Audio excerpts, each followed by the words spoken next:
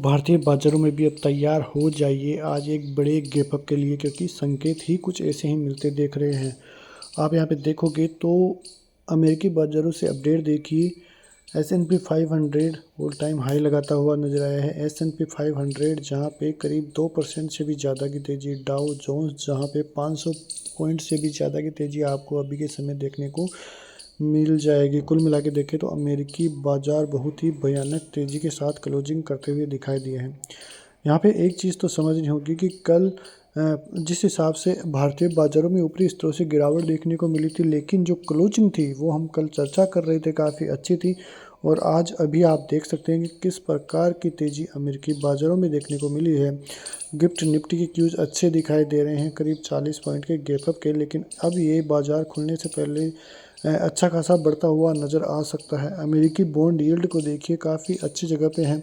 वहीं जो FIIs और DIIs के संकेत काफ़ी अच्छी तरह से मिलते हुए दिखाई दे रहे हैं।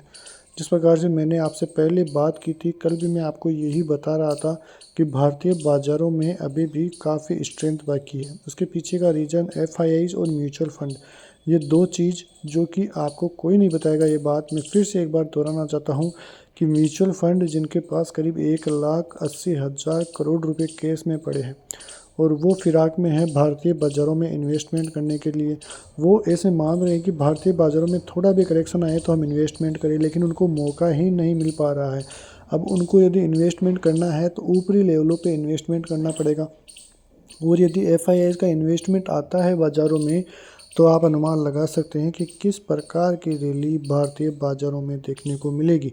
उसके अलावा FIIs, दूसरा संकेत FIIs की तरफ से मिल रहा है। कल FIIs की तरफ से लगभग 2200 करोड़ की सेलिंग, जो कि आप यहाँ पे देख सकते हैं, वो देखने को मिली है। 2500 करोड़ की सेलिंग देखने को मिली है, लेकिन उनका अनुमान भी यही था कि यदि भारतीय बाज़ारों की जैसे ही अमेरिकी बाज़ार भी ऊपरी लेवलों से हल्के हुए तो फिर चिंता का विषय बन सकता है, क्योंकि उनको लग रहा है कि अमेरिकी बाज़ारों में मंदी के संकेत आ रहे हैं।